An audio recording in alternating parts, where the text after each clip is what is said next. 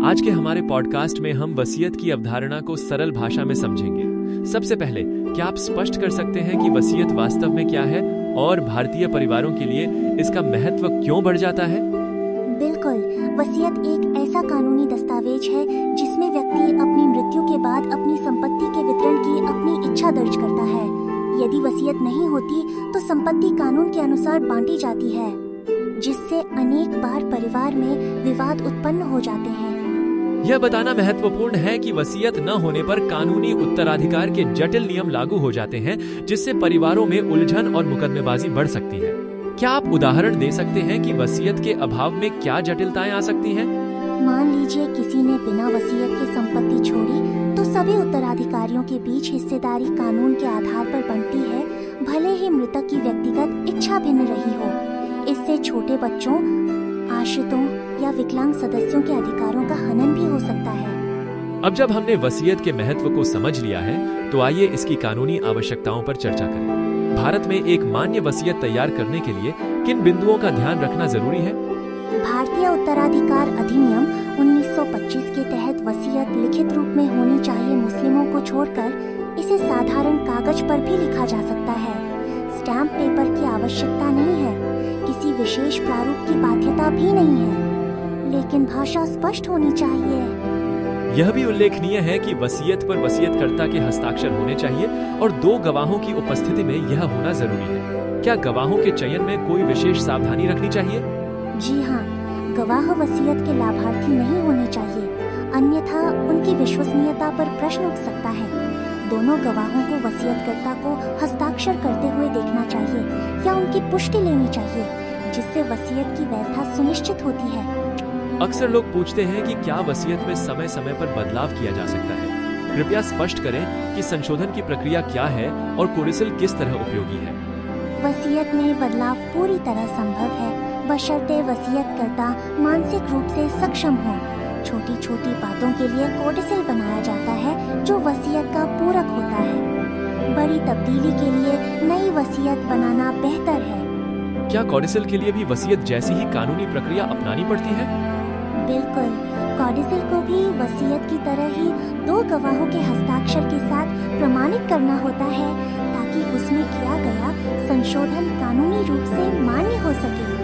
अब एक अहम प्रश्न, क्या विवाह या तलाक वसीयत को प्रभावित करता है? कई लोग इस पर भ्रमित रहते हैं। कृपया विस्तार से समझाएं। विवाह या सिविल साझेदारी के बाद पुरानी वसीयत स्वतः रद्द हो जाती है, क्योंकि माना जाता है कि व्यक्ति नए जीवन साथी के लिए प्रावधान करना चाहता है। तलाक के बाद केवल पूर्व पति पत्नी के अधिकार प्रभावित होते हैं, बाकी वसीयत वैध रहती है।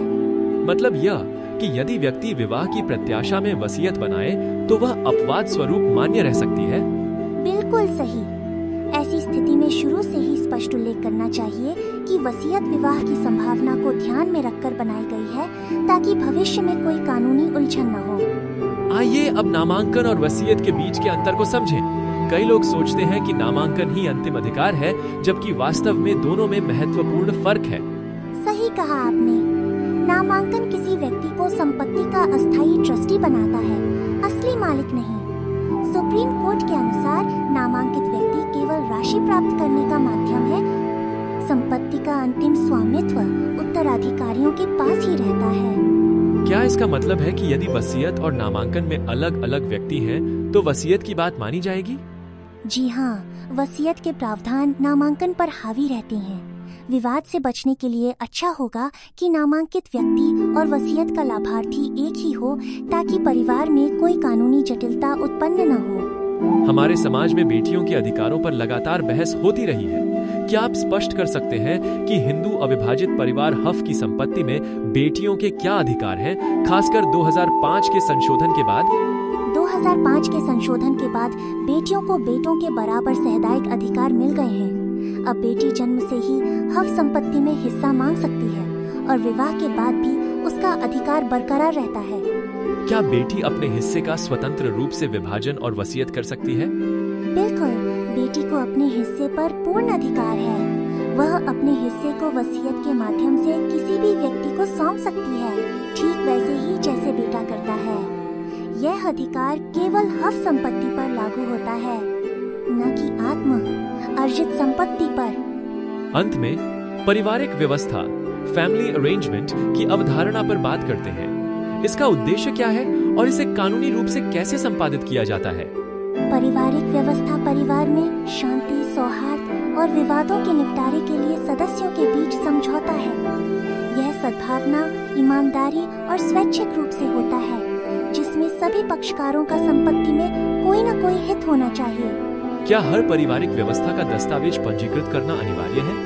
यदि व्यवस्था केवल मौजूदा अधिकारों को समायोजित करती है तो पंजीकरण जरूरी नहीं, लेकिन अगर यह पहली बार संपत्ति में अधिकार बनाती है तो भारतीय पंजीकरण अधिनियम के तहत पंजीकरण अनिवार्य हो जाता है।